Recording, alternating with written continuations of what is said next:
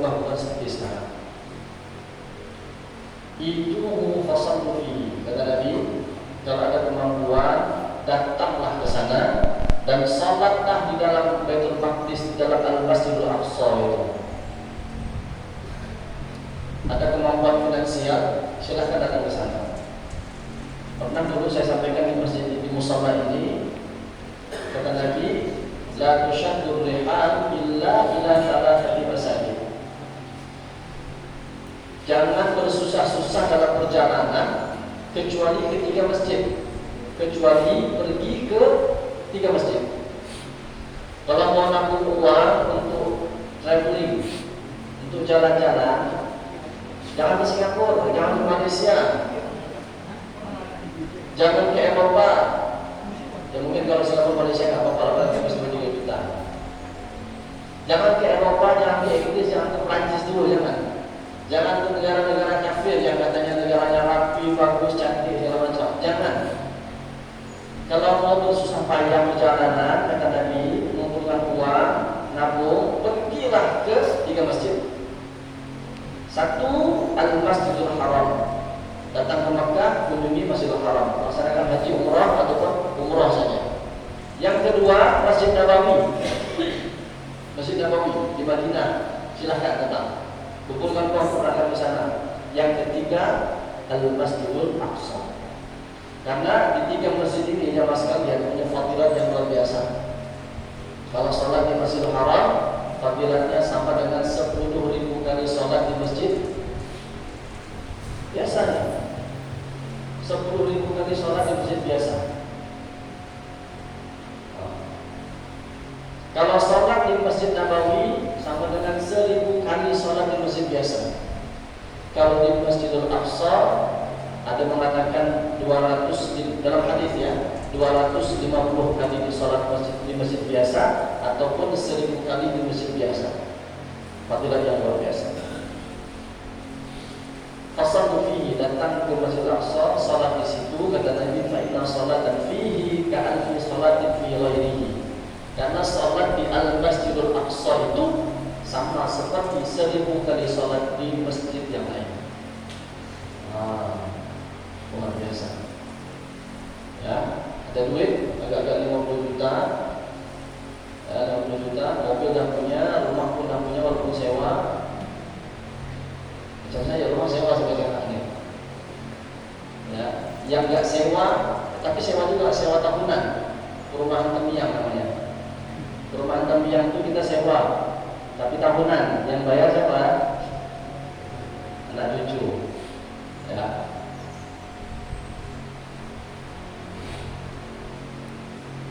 Pergi ke sana, sholat di sana. 50 juta ikut haji dan umrah, ataupun umrah plus Baitul Maqdis. Qultu ara'aita in lam astati' an atahammala ilaihi, ya Rasul, kata Maimunah, kalau saya enggak bisa ke sana gimana?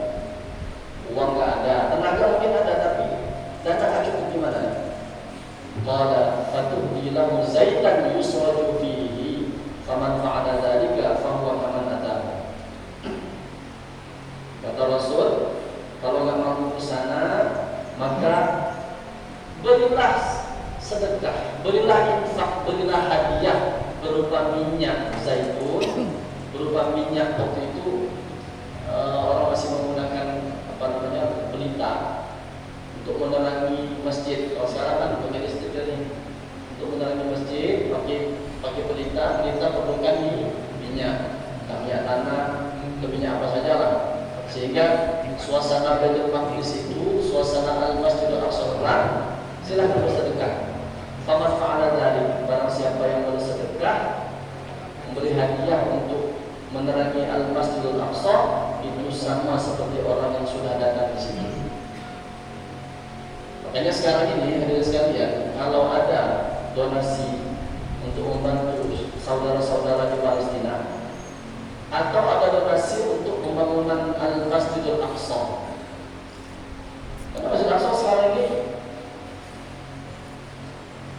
bangunannya sebagian ada yang dirusak oleh tentara Zionis. Orang lagi sholat di dalam, mereka diserang, ditembak, lampu lampu rusak, dinding rusak, tiang rusak, kita bersedekah, berinfak. Nggak mampu di sana, sumbangkan. Atau perlu siapkan satu tabungan di rumah Palestina tulisannya, masukkan sehari 1.000, sehari 1.000, sehari 1.000. Anggap aja 1.000 itu kayak kita memparkir motor kita di rumah. Parkir kalau kita ke pasar kan, pasar kaget, kan parkir tuh bayar 1.000 apa 2.000 sana motor. 1.000. Nah, itulah parkir di rumah 1.000, masukkan 1.000 ke tabung itu. Agak-agak seminggu ataupun sebulan, infakkan harta tersebut di jalan Allah untuk ke Palestina. Baik, hadirin sekalian. Jadi Palestina itu, disitulah nanti. Ini sekarang kita melihat kekacauan di sana, kaum muslimin di sana ditindas, dizalimi, dan mereka mempertahankan negara Palestina supaya jangan sampai sepenuhnya dikuasai oleh Israel. Kita umat Islam kalau tidak mampu datang ke sana, dan memang belum wajib datang ke sana, kita wajib ke sana nanti itu berperang melawan tentara Rom, orang-orang kafir, orang-orang Yahudi, kalau sudah diutusnya Imam Mahdi. Kalau Imam Mahdi sudah dilantik dan sudah dibaiat, maka yang sehat tubuh badan,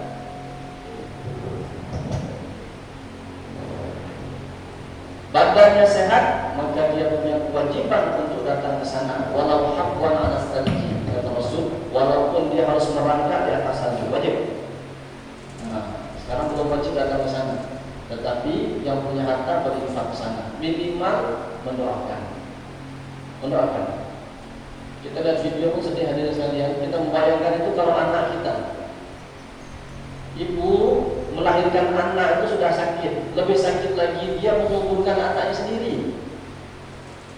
Anak umur 2 tahun, 3 tahun lagi comel-comelnya, kecil-kecil gini, mati mereka dikubur oleh orang tua sendiri. Bagaimana perasaan orang tua? Ya, kita bisa merasakan itu, minimal kita doakan. Hamba Allah rahimahullah. Memang zamannya sudah dekat sekarang itu, kita nggak tahu kapan, tapi Dajjal dia akan muncul. Dia akan muncul, kata Rasul dalam sebuah hadis, Dajjal itu nanti dia akan dibunuh oleh Nabi Isa alaihissalam di satu tempat bernama Babulud. Babulud itu dulu masih tidak di negara Palestina. Setelah Israel pelan-pelan menjajah Palestina, Babulud itu sekarang berada di negara Israel. Dan Babulud itu, hadirin sekalian, sudah dihiasi, sudah dibangun oleh Israel.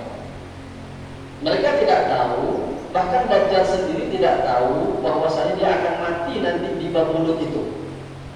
Karena Dajjal belum mendengar hadis Nabi SAW. Kecuali kalau dia duduk di sini dengan pengajian tentang surga orang. Tapi dia nggak tahu dia akan mati nanti di Babulud. Itu Nabi ceritakan dalam hadis yang sangat panjang.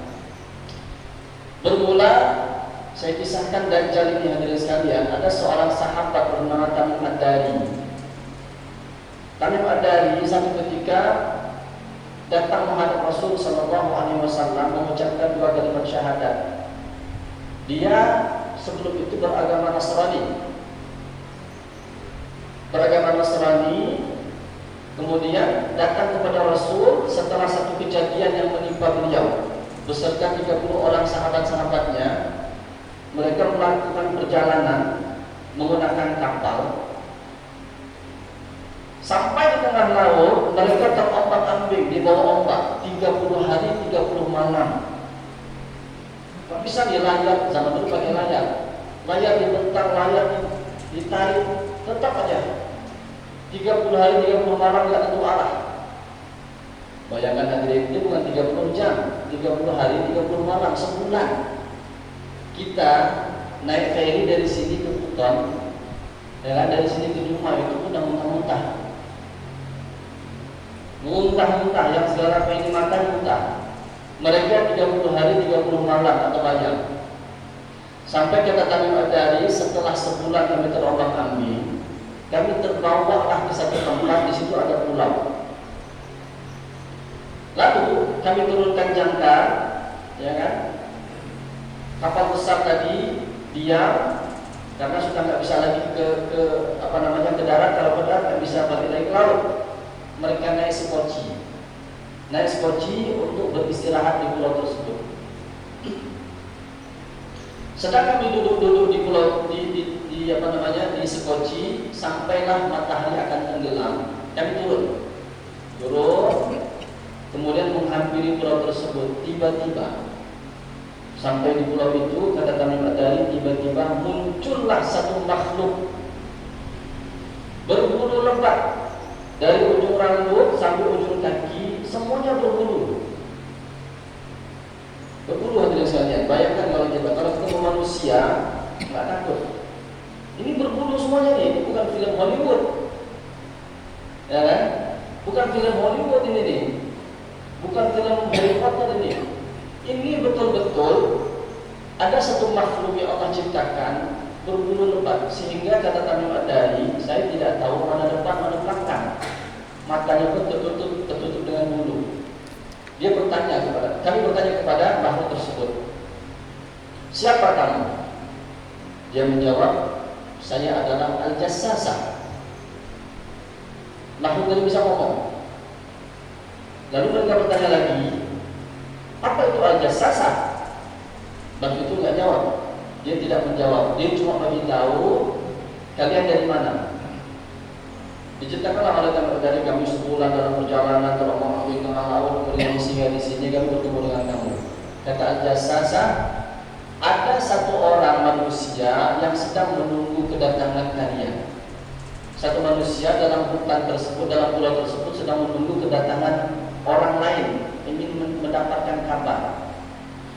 Silahkan kalian datang ke salah satu rumah di dalam pulau ini.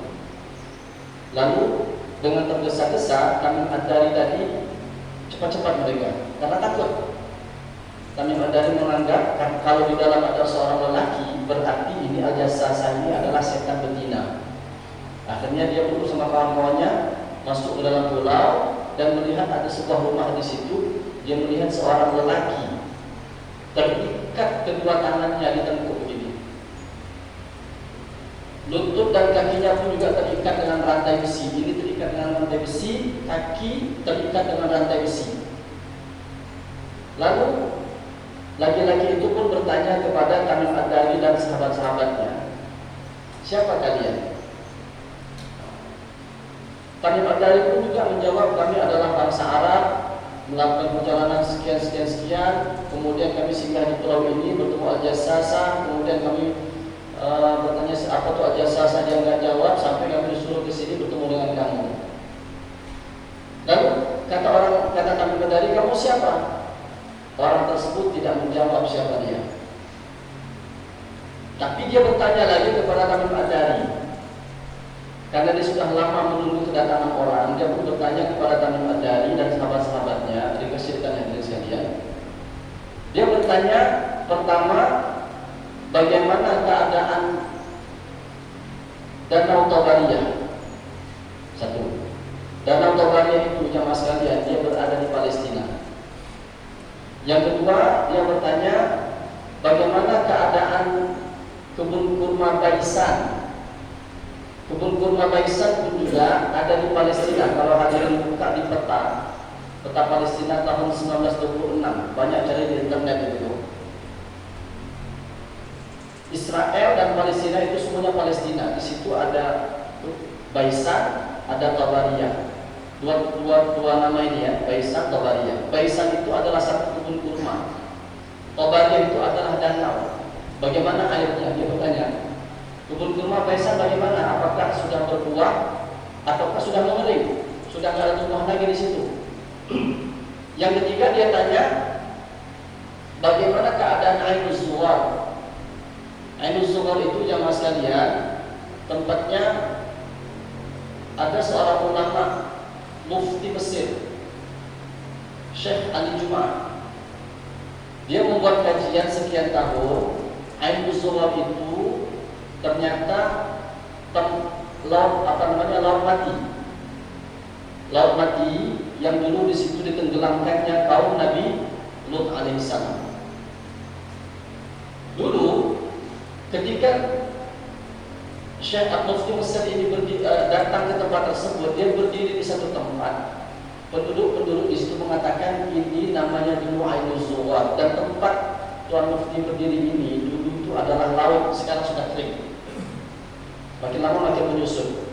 Dijawablah oleh Tamim Ad-Dari, Danau Tobariyah airnya masih banyak. Kata orang tadi, nanti dia akan menyusut, dia akan kering.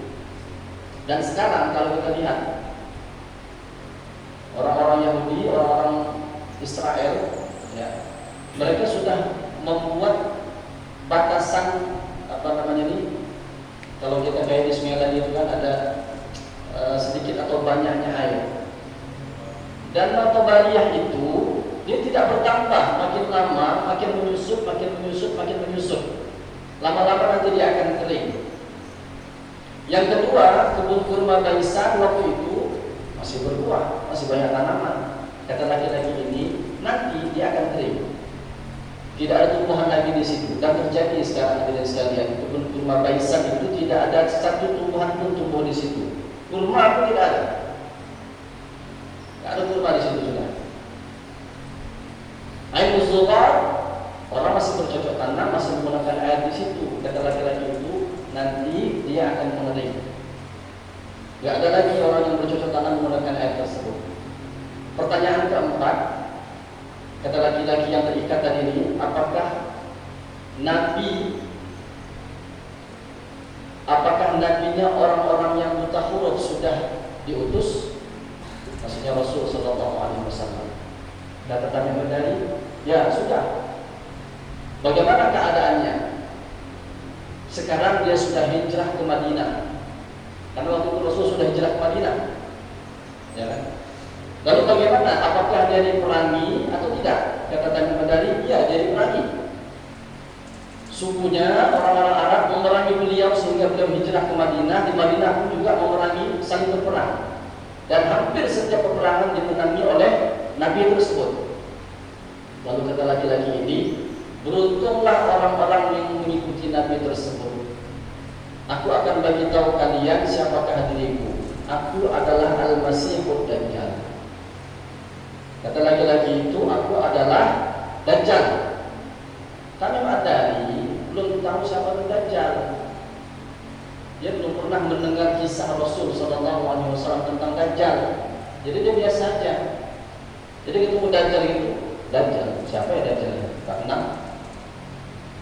Kayak kita juga lah, ada anggota dewan Dapil Batam Center contohnya, kan datang ke sini, salaman. Orang lain semua hormat, kita pun salaman macam biasa aja. Siapa ya? Saya Samsul Effendi. Samsul, tak kenal. Biasa aja gitu. Sama juga dengan Tamim Ad-Dari, dia tak kenal Dajjal, ya kan? Nanti kata Dajjal, 4 tanda tersebut, Danau Tobariyah, Ainul Zuwar kalau sudah kering, kebun Baisan pun juga sudah tidak ada tumbuhan, dan Rasul Sallallahu Alaihi Wasallam diutus, nanti aku akan keluar, dan aku kata Dajjal akan menguasai dunia ini selama 40 malam. 40 malam aja hadirin sekalian. Lama sebentar? Bentar itu. Tapi kata Nabi 40 malam itu hari pertama setahun lamanya. Oh, hari pertama setahun. Jadi keadaan hari pertama itu gelap aja. Matahari macam enggak terbit. Gelap selama setahun. Dan selama setahun ini jemaah sekalian, ini ada hadis yang panjang, ini saya ringkas saja ya.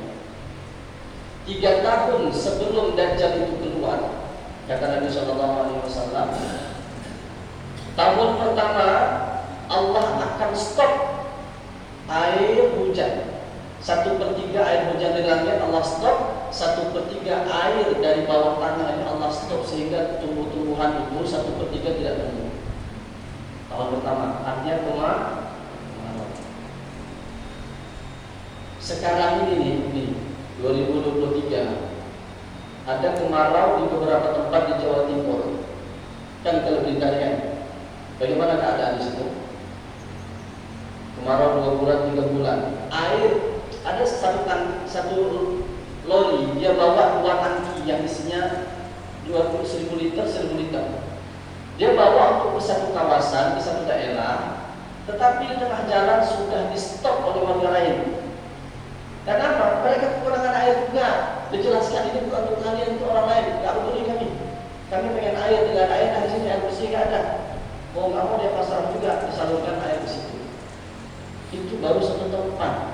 Ini seluruh dunia 1/3 airnya nanti akan disikat oleh Allah. Langit disikat 1/3, bumi pun juga 1/3 disikat. Artinya kemarau. Tahun kedua kata Rasul Sallallahu Alaihi Wasallam, 2/3 air dari langit Allah stop, 2/3 tumbuhan di bumi tidak akan tumbuh. Makin parah lagi. Kita kira tahun kedua sudah bagus, enggak, makin parah tahun kedua itu.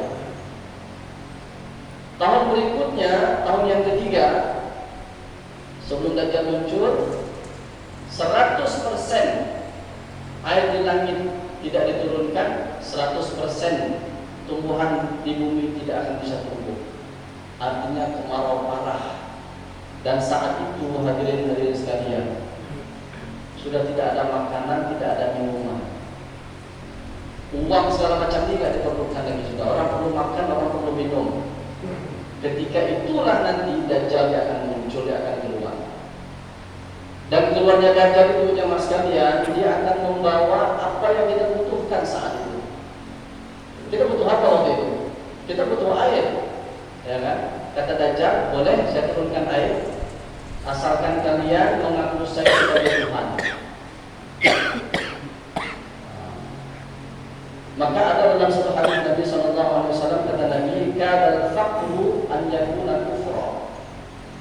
Kefakiran itu mendekatkan seorang kepada kekafiran. Kita punya uang, kita nggak merasa itu. Kita makan sehari-hari cukup, walaupun masih ngutang di kedai masih oke lah. Akhir bulan masih bisa kita bayar. Tapi orang yang pengeluaran tiap harinya 10.000, penghasilan hari itu cuma 5.000, dia seperti kekurangan. Tiba-tiba ada orang ngasih bantuan, oke ini saya bantu sekian juta, mau gak kamu? Tapi kamu harus keluar dari Islam. Terpaksa akhirnya dia kafir. Saat itu manusia tidak ada penghasilan sama sekali, Dajjal muncul itu. Maka mau tak mau mungkin orang yang tidak ada imannya ketika itu akan mengikut Dajjal. Kata Rasulullah SAW, kalau seseorang sudah mengakui Dajjal sebagai Tuhan, maka selamanya dia tidak akan bisa kembali kepada keimanan. Walhamdulillah. Hamba-hamba Allah rahimahumullah. Kalau sudah mengakui Dajjal sebagai Tuhan, Dajjal dia akan memberikan apa yang kita minta. Dia tunjuk ke langit, dia tunjuk ke awan, akan berkumpul awan tersebut, maka turunlah hujan. Dia pijakkan kaki dia di bumi, dia tunjuk ke tanah, maka tumbuh-tumbuhan akan tumbuh di situ. Masyarakat yang mengikuti Dajjal, yang beriman kepada Dajjal, mengakui Dajjal sebagai Tuhan, maka kawasan tersebut akan tumbuh, akan subur. Sementara masyarakat yang sepakat tidak mengakui Dajjal sebagai Tuhan, maka kawasan tersebut makin kering, makin susah. Ujian bagi orang-orang beriman saat itu. Jadi sekalian, ya kan, pernah yang saya bilang, kalau ada bantuan, dan sekarang ini hari Ahad, jam 10 nanti ada pembagian bagi masyarakat yang berKTP Batam, 1 orang 1 juta di Masjid Sultan. Silakan datang. Bawa KTP itu aja. Datang atau tidak? Saya datang. Tapi ini cuma apa namanya? Bukan beneran ya. Ini contoh aja nih. Pasti datang. Saya pun pasti datang. 1 juta cuma bawa KTP aja, nggak perlu nyiapin segala macam bawa KTP. Tapi kan sama sekali nggak mungkin itu. Mau dapat 1 juta nih birokrasi susah. Harus minta apa namanya? Surat tanda miskin ya, surat tanda kurang mampu, segala macam itu. Dajjal nanti nggak perlu, kalian surat-surat saya nggak perlu kata Dajjal, cukup mengakui saya sebagai Tuhan, saya akan berikan emas, saya akan kasih kalian. Hamba Allah, malam itu Dajjal dia mengelilingi dunia ini, ya, dia akan singgah ke semua tempat, termasuklah di kapling flamboyan ini. Oh, amat gak bisa kalau flamboyan ini dia tempat terpencil. Jangan hadirin, dia akan datang juga ke sini. Ya. Dalam sebuah hadis panjang Rasulullah SAW bersabda, kata Nabi, sungguh tidak ada satu fitnah pun di muka bumi ini sejak Allah menciptakan anak cucu Adam yang lebih besar daripada fitnah Dajjal.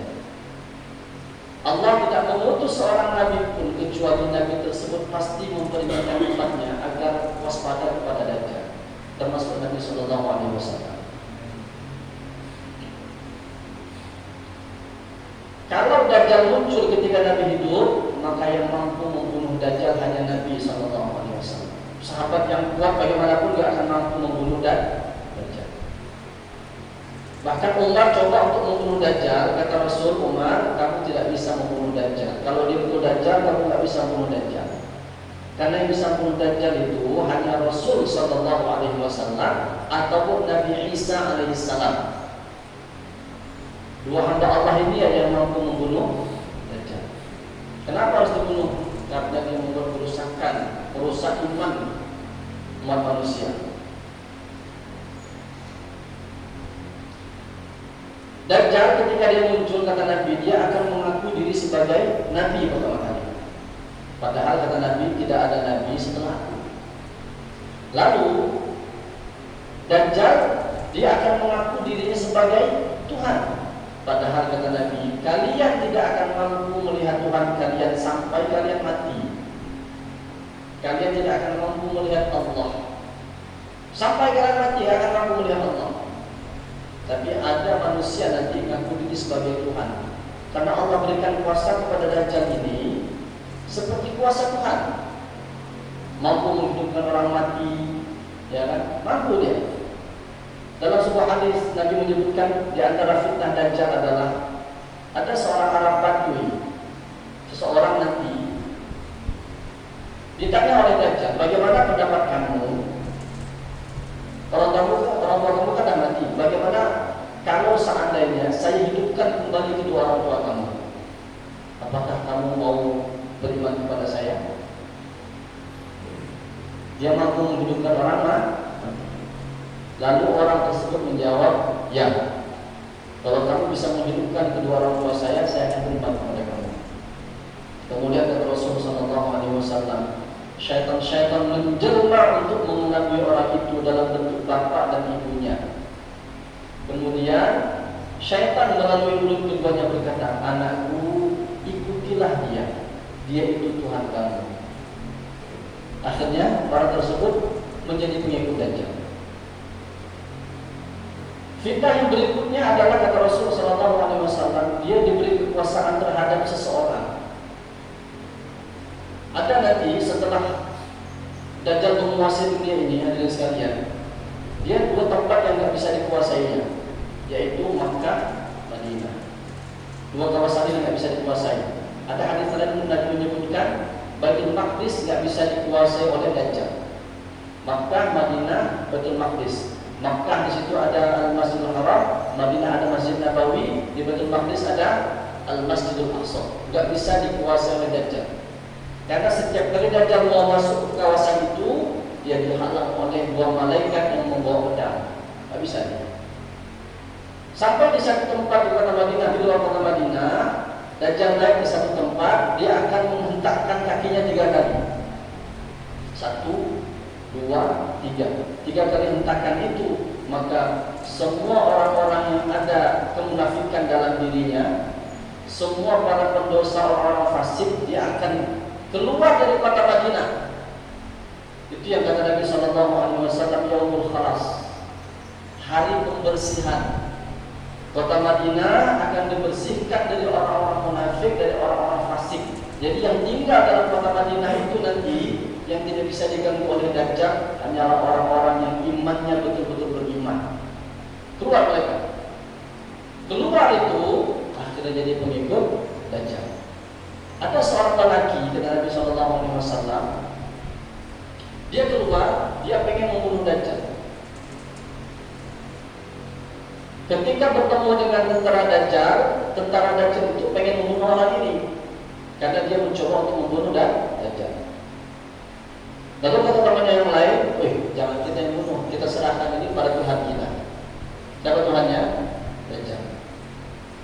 Ketika bertemu Dajjal, orang ini pun berkata, kamu adalah penipu. Kamu adalah Dajjal yang diceritakan oleh Nabi kami Rasulullah Muhammad SAW.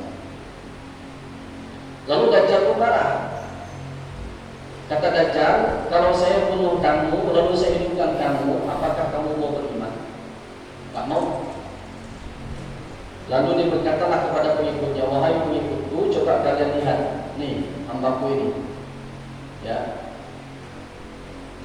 gergaji dia dari kepala sampai ke kepala, dipegang begitu. Orang tadi, anak muda tadi, digergaji oleh Dajjal, dipotong oleh Dajjal dari kepala sampai ke mulut, terbelah dua badannya, terpisah.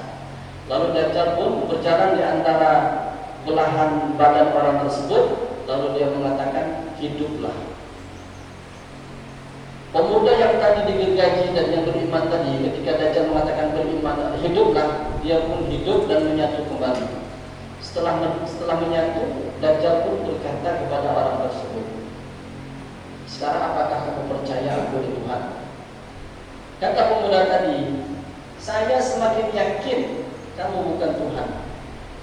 Saya semakin yakin kamu adalah Dajjal yang telah diceritakan oleh Rasul Sallallahu Alaihi Wasallam.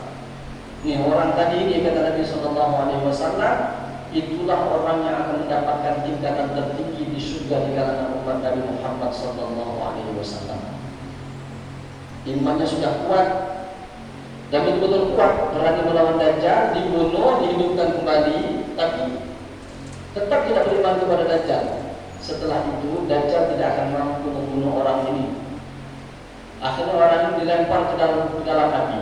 Kata Nabi, nampaknya adalah api, tapi api itu adalah surga, sejuk, seperti mana api yang menyelamatkan Nabi Ibrahim ketika dia dibakar. Di antara fitnah Dajjal yang lain, kata Nabi SAW, dia memerintahkan langit untuk menurunkan hujan. Lalu langit pun menurunkan hujan. Kemudian dia memerintahkan bumi untuk menumbuhkan tanaman, lalu bumi pun menumbuhkan tanaman. Fitnah Dajjal yang lain, kata Nabi SAW, dia melewati satu perkampungan. Kalau perkampungan itu mendustakannya, tidak beriman kepada Dajjal, maka tidaklah tersisa hewan ternak milik mereka kecuali mati, sengsara.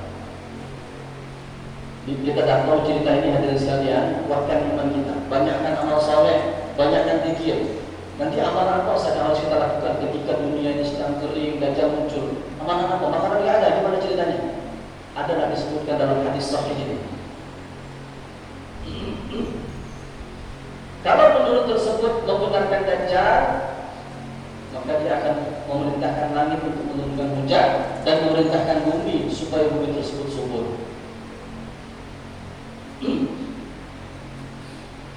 Benar-benar tidak tersisa satu wilayah pun dari bumi ini kecuali dia didatangi dan dikuasai oleh Dajjal, kecuali Makkah dan Madinah.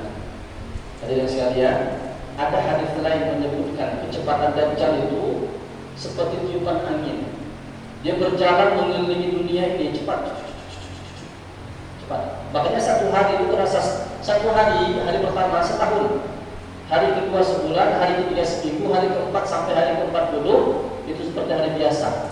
Jadi dia sangat mampu menguasai di mana ada manusia, di situ dia akan singgah. Dia akan menguasai kawasan itu. Bahkan di tempat-tempat terpencil sekalipun dia akan datang menguasai. Lalu ada sahabiah yang meriwayatkan hadis ini, Ummu Syarik binti Abu Akbar berkata, ya Rasulullah, ketika itu di manakah orang-orang Arab? Kata Rasul SAW, orang Arab ketika itu jumlahnya sangat sedikit. Kebanyakan mereka berada di Baitul Maqdis. Pemimpin mereka ketika itu adalah seorang lelaki yang saleh, namanya Muhammad bin Abdullah. Dia adalah Imam Mahdi. Imam Mahdi dilantik, Dajjal belum muncul.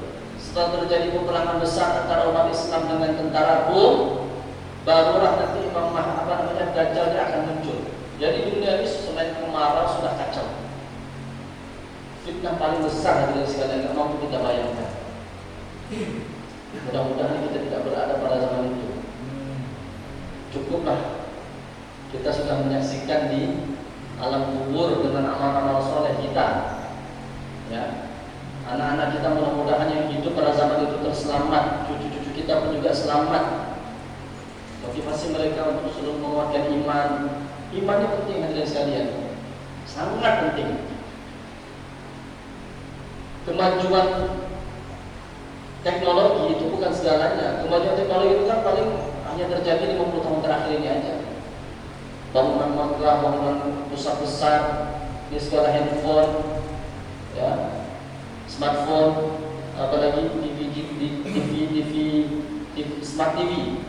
Tinggal tempelin aja digeser, pindah channel. Kan ada itu. Itu kan baru beberapa tahun ini aja. Tapi iman itu dari dulu sampai sekarang, dan itulah yang menyelamatkan kita di alam kubur dan juga di hadapan Allah Subhanahu wa taala. Orang Arab ketika itu berkumpul di Baitul Maqdis bersama Imam Mahdi, kata Nabi sallallahu alaihi wasallam. Jumlah mereka sedikit.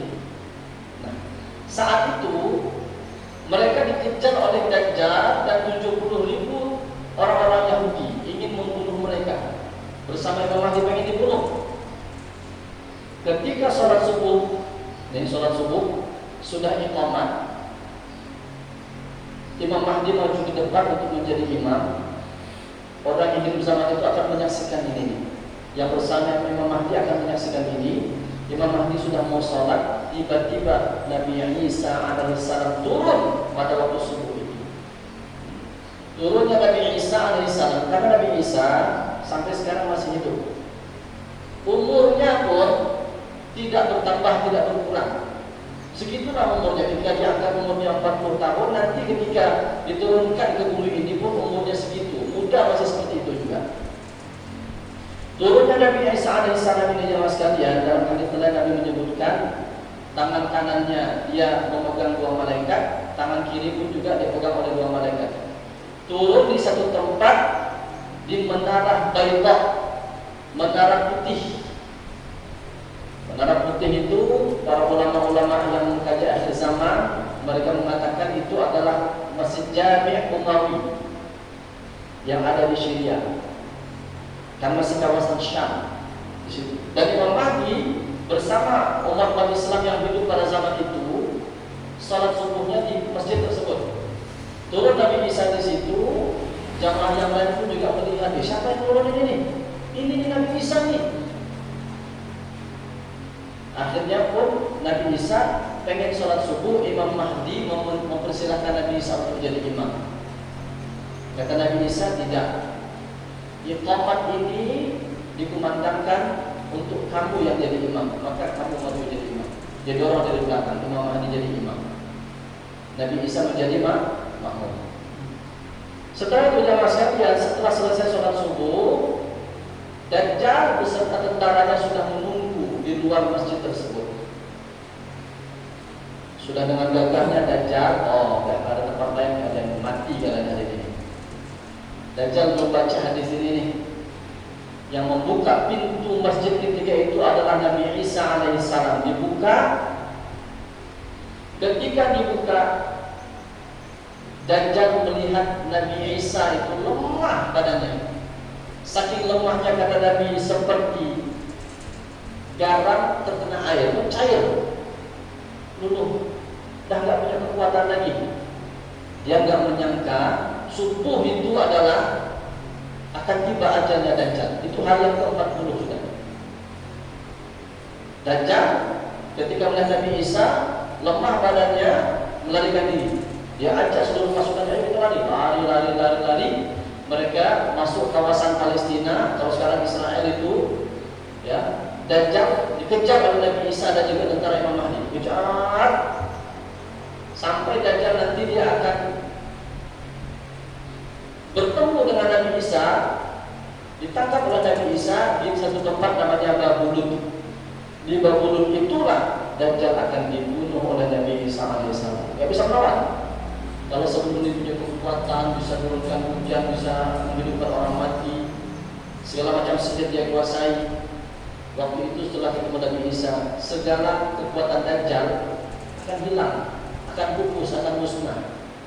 Dajjal mati, maka orang-orang Yahudi, orang-orang fasik, orang-orang munafik, orang-orang kafir yang mengikuti Dajjal ketika itu sudah tidak punya pemimpin lagi, nggak punya pemimpin. Akhirnya mereka pun berpencar, melarikan diri. Kata Nabi SAW dalam hadis, mereka akan lari berlindung di belakang pohon, di belakang hewan, di belakang batu. Lalu orang-orang Muslim pun mengejar. Tidak ada ciptaan Allah yang orang-orang Yahudi bersembunyi di baliknya kecuali Allah menjadikannya dapat berbicara. Baik itu makhluk berupa batu, pohon, tembok, atau binatang ternak. Kambing-kambing itu berbicara. Hai Muslim, hai mukmin, di belakang saya ini ada Yahudi, bunuhnya. Pohon pun berkata, hai Muslim, di belakang saya ini ada tentara Dajjal yang tadi ingin membunuh kalian, bunuh dia. Pohon, batu, hewan, segala macam makhluk Allah jadikan mereka bisa berbicara kepada orang beriman. Hamba-hamba Allah rahimahumullah. Akhirnya mereka pun dikejar dan juga dibunuh. Harus dibunuh, kalau enggak mereka yang membunuh. Jamaah sekalian, sebagai penutup, bagaimana kita mau tahu itu Dajjal atau tidak? Kata Nabi SAW dalam sebuah hadis, setiap orang beriman akan melihat satu tulisan di antara dua mata Dajjal di sini. Kafar, kufur ataupun kafir. Orang yang betul-betul beriman. Kita berjalan berdua, ya kan? Andi dengan Budi contohnya. Kata Andi, itu Dajjal itu. Ngapain kita kesini? Kata Budi, mana ada Dajjal? Itulah dia penolong kita. Bukan anggota dewan. Itulah dia penolong kita ini. Ini presiden manusia zaman sekarang nih. Ini orang baik ini. Tidak. Saya pernah dengar ceramah orang beriman itu bisa melihat tulisan kafir. Aku melihat tulisan kafir itu di dahinya. Itu kata si Andi. Kata Budi, mana ada, saya tak nampak. Orang yang ada kefasikan, iman yang tak betul, bahkan orang kafir tidak melihat tulisan itu. Sementara orang yang betul-betul beriman kepada Allah Subhanahu Wa Taala akan melihat tulisan itu dengan jelas. Jadi kalau mau tahu iman kita betul atau tidak, saya jangan anggap saya imannya betul ya. Berusaha untuk iman kita betul ini. Gak tahu nanti kalau Dajjal muncul terbaca tidak tulisan itu. Hamba Allah rahimahullah. Kata Nabi SAW ketika ditanya, zaman itu ya Rasulullah, makanan apa yang harus kita makan kalau makanan tidak ada? Sabda Nabi SAW, bacalah tahlil, la ilaha illallah, takbir, Allahu Akbar, tasbih, subhanallah, tahmid, alhamdulillah. Subhanallah, walhamdulillah, wa la ilaha illallah, wallahu akbar. 4 ini jamaah sekalian kita baca ketika Dajjal muncul, ketika makanan sudah habis. Ucapan itu semua menggantikan fungsi makanan bagi kalian. Tiba-tiba Allah jadikan kenyang dengan makanan tersebut. Hadirin sekalian, ini hadis ini perkara yang ghaibi, bukan perkara yang tidak tampak. Dia akan terjadi pada masa akan datang. Kita hanya yakin saja. Kalau kita mengucapkan fikir, zaman itu ya pasti dikenyangkan oleh Allah. Karena yang mampu mengenyangkan itu bukan makanan, Allah yang mampu mengenyangkan. Berapa banyak orang makan nggak kenyang-kenyang? Kita makan di rumah nasi, lauk ikan asin, pakai kuah apa namanya ini, sayur nangka, kenyangnya bukan main. Makan di restoran, hidangan sedap-sedap, dihias segala macam. Makan dengan pejabat-pejabat besar, kita ngambil pun baru-baru, padahal makan enak nih, ngambil baru-baru sedikit-sedikit. Kalau macam mana cara makannya, bagi sendok. harus begini, harus pakai kain dan segala macam. Tak kenyang juga. Lebih nikmat makan di rumah daripada di restoran. Ya, berapa banyak orang yang 2-3 hari tak makan, tapi masih kuat. Ada orang yang makan sehari 3 kali, lemah juga badannya. Jadi yang mampu mengenyangkan itu bukan makanan, Allah Subhanahu wa Ta'ala. Maka saya berpesan kepada diri saya dan kepada jamaah sekalian, kita kuatkan iman kita. Ya, iman kita, iman anak-anak kita, ajak istri, ajak anak-anak supaya